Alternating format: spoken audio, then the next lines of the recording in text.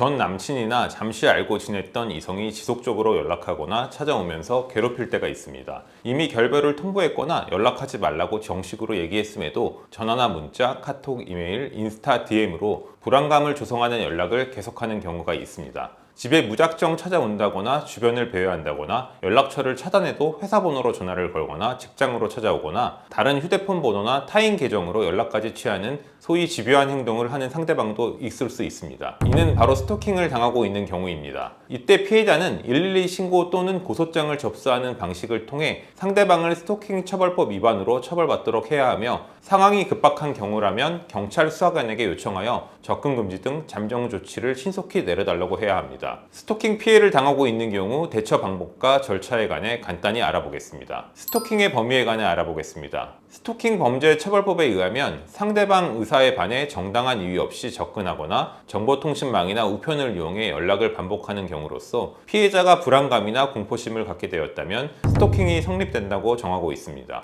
사실 실제 사건에서 스토킹이 인정되는 범위는 광범위하다는 점을 유념하셔야 합니다. 피해자가 거부하고 그만두라고 요청했음에도 접근하거나 진로를 막았다거나 주거지나 직장, 학교 등 주변을 배회하면서 지켜보는 행동을 했다거나 전화나 문자, 카톡, DM, 이메일을 지속적으로 보내는 행위를 했다거나 집 앞에 물건을 두고 오거나 본인이나 제3자를 통해서 물건을 배송시키는 행위를 했다거나 피해자 주거지 주변 물건을 훼손하는 행동 등을 했다면 이는 모두 스토킹 범죄 항목에 해당하는 사안들입니다. 아무리 전 남친이었고 오래 사귀었다거나 결혼까지 약속했던 사이였다고 해도, 또는 회사 동료로서 같이 알고 지낸 지인들이 많다고 해도 상대방이 거부 의사를 표시했음에도 연락을 계속하면서 집착성 있는 행동을 했다면 이는 모두 스토킹으로 처벌될 행위들입니다. 특히 내 딴에는 상대방과 해결해야 할 문제가 있는 사정이 있었다고 해도 이와 별개로 스토킹으로 처벌될 수 있으니 주의가 필요합니다. 가령 전 애인과 사이에 채무정산이 필요하다거나 상대방에게 주었던 고가의 선물을 반환받아오고 싶다거나 애인이 바람을 피웠기에 화가 나서 따질 것이 많아 찾아가거나 연락을 반복했다고 해도 이런 행동은 그 자체로 스토킹에 해당할 수도 있습니다. 이런 때에는 무작정 대책 없이 찾아가거나 연락하면 안 되고 법에서 정한 절차에 따라 원인 사건에 대한 해결을 시도해야 하겠습니다. 스토킹으로 상대방을 고소하고 싶다면 반드시 해야 할 일에 관해 알아보겠습니다. 우선 긴박하게 진행되고 있는 스토킹에 관하여는 피해자라고 할지라도 당장 급한 마당에 증거를 수집한다거나 고소장을 정식으로 작성한다거나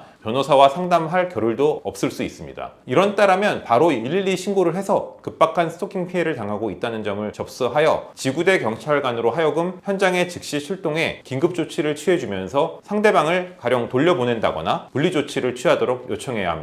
이와 구분하여 지속적으로 스토킹 피해를 당하고 있는 경우로서 정식으로 형사고소를 고려 중에 있으시다면 무엇보다도 상대방에게 더 이상 연락하지 말고 당장에 하고 있는 행동을 모두 중지하라는 의사표시를 명시적으로 보내둘 필요가 있습니다. 이런 내용을 전화로 통지한다면 상대 반응을 녹취해두는 것이 좋고, 카톡이나 문자로 보냈다면 역시 상대방에게 나의 의사통지가 도달했다는 사정을 증빙자료로 남겨두어야 합니다. 실제 사건에서 볼 때 상대방이 계속 연락하고 찾아왔다 해도 이에 대해 피해자가 거부 의사를 명확하게 밝힌 시점부터 상대방에 대한 스토킹 범죄는 명확히 인정될 수 있기 때문입니다. 당연하겠으나 연락 거부 의사를 명시적으로 밝히는 것과 별개로 상대의 지속적인 스토킹에 관한 증거 자료들은 모두 수집해 두어야 합니다. 전화 기록이나 문자, 카톡 내역, 집에 찾아왔다면 건물 CCTV 영상이나 주변 도로 CCTV를 증거 자료로 확보할 수 있도록 조치해야 합니다. 이외에도 상대가 스토킹을 반복하고 있다면 일단 경찰서에 우선 요청해 접근 금지 등 잠정 처분을 상대방에게 내려달라고 요청해 주셔야 하겠습니다. 가능하다면 형사 전문 변호사와 상담해서 스토킹 피해 상황에서 당장 해야 할 조치는 무엇인지, 고소장 작성과 제출은 어떻게 해야 하고 이후 절차는 어떻게 진행되는지 조언을 받아보는 것이 크게 도움될 수 있습니다. 스토킹 고소 이후의 절차에 관해 알아보겠습니다. 스토킹 고소장을 접수하면 경찰에서는 우선 피해자인 고소인부터 경찰서에 출석시켜 피해자 진술을 받게 됩니다. 다른 사건들에 비해 스토킹 사건은 긴급한 조치가 필요하고 자칫 강력 형사범죄로 상황이 진행될 수도 있다는 점에서 수사기관에서는 고소장 접수 이후 며칠 내로 바로 고소인 조사 일정을 잡아줄 수 있습니다. 고소인 조사가 우선 진행되면 경찰은 이후 피고소인에게 연락해 조사 출석을 통보함과 동시에 더 이상 고소인에게 연락하거나 찾아가지 말라는 주의를 주게 됩니다. 그럼에도 불구하고 가해자가 스토킹을 멈추지 않는다면 경찰은 피의자에게 접근 금지 등 잠정 처분 조치를 해주게 되며, 상황에 따라서는 법원을 통해 가해자를 구치소에 일주일 정도 구금하는 결정을 조치하도록 할 수도 있습니다. 피고소인에게 스토킹 처벌법 위반 위반 혐의가 인정될 경우라면 경찰은 사건을 수사한 후 검찰로 송치하게 되며 이후 검사는 피의자에 대한 기소 여부 결정을 합니다.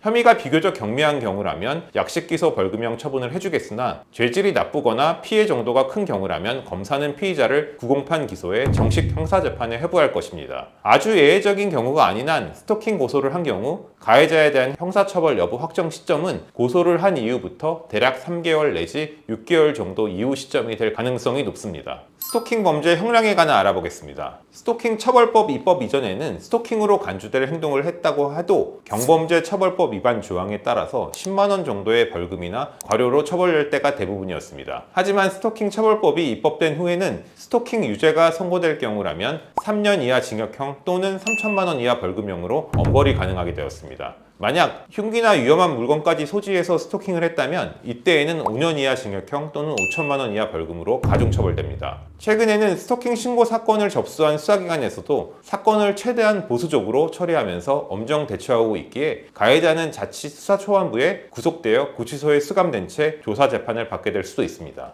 그렇다면 스토킹 사건에서 증거가 불충분할 경우 어떻게 대처해야 할까요? 고소나 신고를 통해 상대방을 처벌시키기 위해서는 증거자료 확보가 꼭 필요합니다. CCTV를 설치한다든지 상대방과의 연락 내용을 녹취한다거나 캡처하여 최대한 증거자료를 확보하는 것이 좋습니다. 물론 누군가로부터 스토킹을 당하고는 있는데 상대방 신원을 알 수 없는 경우라고 한다면 이때에도 우선 경찰서에다가 성명 불상자를 피고소인으로 하여 신고 절차를 밟아둘 필요가 있습니다. 수사기관에서는 스토킹범이 신원이나 IP를 조작하거나 비실명 계정으로 계속 연락을 해온다 해도 수사 절차를 통해 스토킹 가해자의 신원을 추적하는 조치를 취할 수 있기 때문입니다. 더하여 스토킹범으로 의심되는 사람이 있고 그 의심에 관한 어느 정도 확신이 서는 경우라면 우선 더 큰 피해를 예방하기 위해서라도 그 상대방을 스토킹 고소하는 것도 부득이한 조치로서 고려해 볼 수 있습니다. 사실 근거 없이 아무나 고소한다면 무고죄로 처벌될 사안이겠으나 내 딴에는 어느 정도 정황 증거나 합리적 의심에 따라 누군가를 스토킹 고소했다면 설령 이후 피고소인에게 무죄가 나온다 해도 나 역시 무고죄로까지는 처벌될 가능성은 극히 낮기 때문입니다. 스토킹 당하거나 의심이 가는 상황이라 두렵다면 당장 해야 될 일은 어떤 것이 있을까요? 일단 스토킹이 의심되는 경우라면 우선은 혼자 고민하지 말고 가족이나 주변에 알리고 도움을 받으셔야 합니다. 더하여 112 신고를 적극적으로 하여 경찰 출동을 요청하는 등 조치도 취하는 것이 좋습니다. 물론 의심과 정황만으로 경찰에서 어떤 특정한 조치를 바로 취해주지는 않을 수도 있겠으나 혹시 모를 변수 상황을 대비해 보수적인 대처를 해서 손해볼 일은 없기 때문입니다.